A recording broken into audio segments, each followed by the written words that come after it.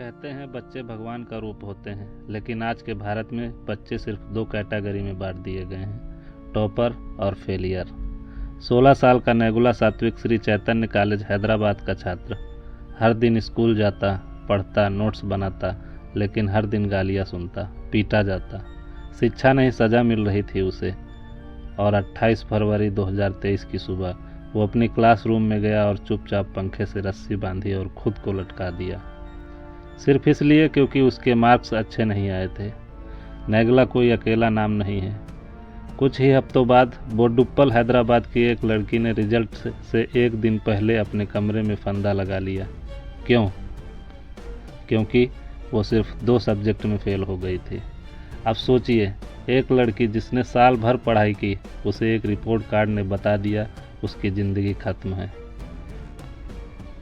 2019 बालानगर के दीपक जहांगीर ने मैथ में फेल होने के बाद खुद को ख़त्म कर लिया। क्या इतना आसान होता है? जब समाज कहे बस पढ़ लो, लाइफ सेट है, और बच्चे अंदर ही अंदर जलते जाएं, बोलते नहीं, चिल्लाते नहीं, बस एक दिन खामोश हो जाते हैं।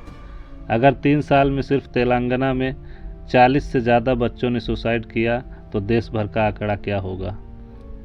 बिहार, राजस्थान, महाराष्ट्र, हर राज्य में बच्चे टूट रहे हैं, मर रहे हैं, और हमारे टीवी चैनल्स जेई टॉपर्स की मुस्कान दिखाकर सिस्टम की पीठ थपथपा रहे हैं। कोटा, राजस्थान, भारत की कोचिंग कैपिटल।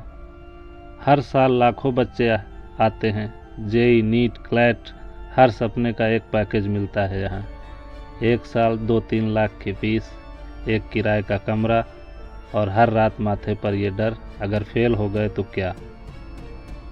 2023 में कोटा में 26 बच्चों ने आत्महत्या की। 2024 में आंकड़ा 30 के पार चला गया। हर बार वही पैटर्न, नंबर नहीं आए, रिजल्ट खराब, या बस थक गए। कोई शोर नहीं करता क्योंकि ये सब नॉर्मल हो गया है। ये सिस्टम कब बना था? 1835 में लॉर्ड मैकाले ने कहा था, हमें ऐसे भारतीय चाहिए जो सोच से अंग्रेज हों। और आज भी स्कूल वही हैं, बस बोर्ड बदल दिए गए हैं।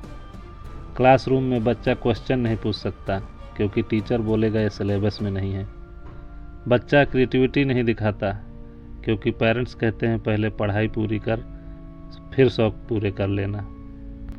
बोर्ड एग्ज़ाम को भारत में ज़िंदगी और मौत का सवाल बना दिया गया है। 10th के नंबर, 12th के नंबर, हर कोई पूछता है कितना आया, कोई ये नहीं पूछता कि कितना समझा। अब बात करते हैं पेरेंट्स की। माँ बाप बच्चों से कहते हैं हम तुम्हारे भले के लिए कहते हैं, लेकिन कभी सोचा है बच्चे के भले का पैमाना आपने किससे सीखा? बच्चा कहता है मुझे ग्राफिक्स डिज़ाइनिंग पसंद है, और जवाब आता है उसमें कोई फ्यूचर नहीं है। बच्चा कहता है मैं हिस्ट्री पढ़ना चाहता हूँ, और माँ बाप कहते हैं बस आर्ट्स ले लिया तो क्या करोगे तुम।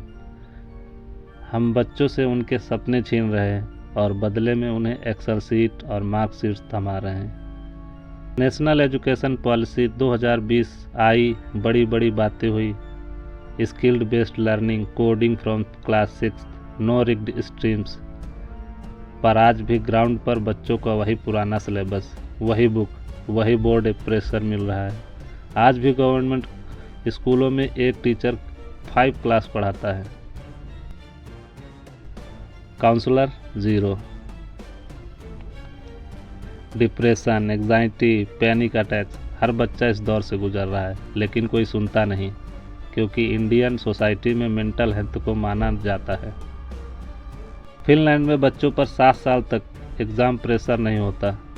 जर्मनी में स्टूडेंट्स को 3 स्ट्रीम्स में बांट दिया जाता है उनकी स्किल्स के हिसाब से। जापान में स्कूल्स में बच्चों को इमोशंस, एम्पैथी सिखाते हैं, मार्क्स बाद में आते हैं। भारत में मार्क्स पहले आते हैं, इमोशंस, पैशन, क्रिएटिविटी सब पीछे छूट जाता है।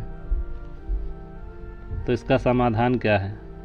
यस, बहुत है। हर स्कूल में एक ट्रेंड काउंसलर होना चाहिए। पेरेंट्स को भी इमोशंस लिटरेसी दी जानी चाहिए। एजुकेशन सिस्टम को मार्क्स सेंट्रिक नहीं, अंडरस्टैंडिंग सेंट्रिक बनाना होगा। एग्ज़ाम को वॉर जोन मत बनाओ, लेट देम बी फीडबैक। और सबसे ज़रूरी, बच्चों को सुनना शुरू करो। अगर कोई बच्चा आज खुद को ख़त्म कर रहा है तो वो इसलिए नहीं कि वो हार गया है, बल्कि इसलिए क्योंकि उसे कोई सुनने वाला नहीं है। अगर आपने ये वीडियो अब तक देखा है तो प्लीज़ किसी बच्चे को सुनिए, उसे बताइए कि रैंक